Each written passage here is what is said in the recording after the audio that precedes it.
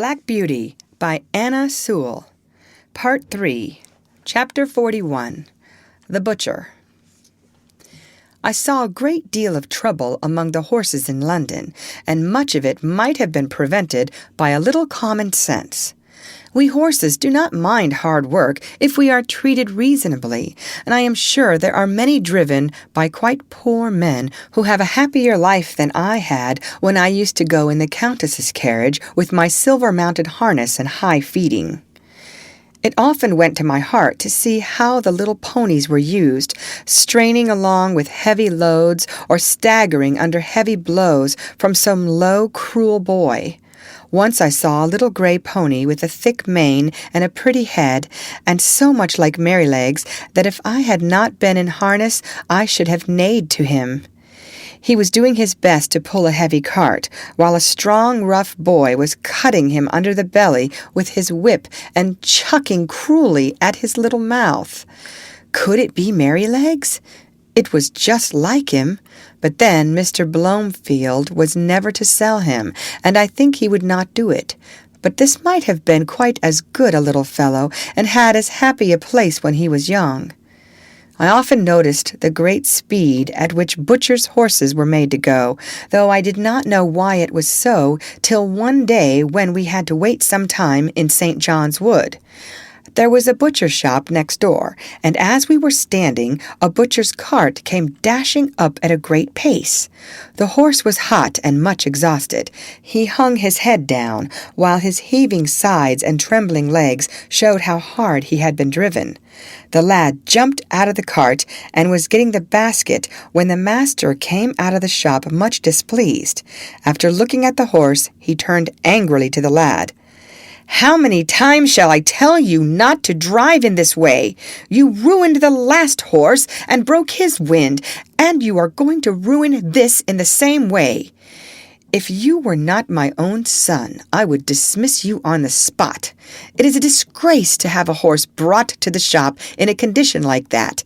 You are liable to be taken up by the police for such driving, and if you are, you need not look to me for bail, for I have spoken to you till I'm tired. You must look out for yourself." During this speech, the boy had stood by, sullen and dogged, but when his father ceased, he broke out angrily. It wasn't his fault, and he wouldn't take the blame. He was only going by orders all the time. "You always say, 'Now be quick, now look sharp.' And when I go to the houses, one wants a leg of mutton for an early dinner, and I must be back with it in a quarter of an hour. Another cook has forgotten to order the beef. I must go and fetch it and be back in no time, or the mistress will scold. And the housekeeper says they have company coming unexpectedly, and must have some chops sent up directly. And the lady at number 4 in the Crescent never orders her dinner till the meat comes in for lunch, and it's nothing but hurry, hurry all the time. If the gentry would think of what they want and order their meat the day before, there need not be this blow-up." "I wish to goodness they would," said the butcher. "'Twould save me a wonderful deal of harass, and I could suit my customers much better if I knew beforehand. But there, what's the use of talking? Who ever thinks of a butcher's convenience or a butcher's horse? Now, then, take him in and look to him well. Mind, he does not go out again today, and if anything else is wanted, you must carry it yourself in the basket." With that he went in, and the horse was led away. But all boys are not cruel. I have seen some as fond of their pony or donkey as if it had been a favorite dog, and the little creatures have worked away as cheerfully and willingly for their young drivers as I work for Jerry. It may be hard work sometimes, but a friend's hand and voice make it easy. There was a young coster boy who came up our street with greens and potatoes. He had an old pony, not very handsome, but the cheerfulest and pluckiest little thing I ever saw. And to see how fond those two were of each other was a treat.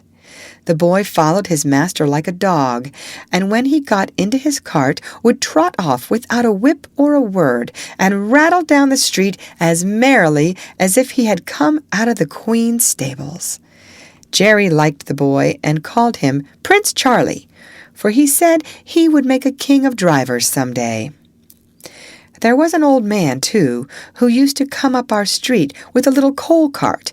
He wore a coal heaver's hat and looked rough and black.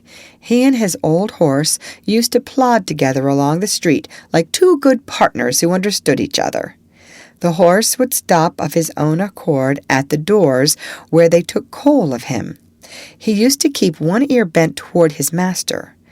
The old man's cry could be heard up the street long before he came near. I never knew what he said, but the children called him Old Bar-oo, for it sounded like that. Polly took her coal of him and was very friendly, and Jerry said it was a comfort to think how happy an old horse might be in a poor place. End of chapter.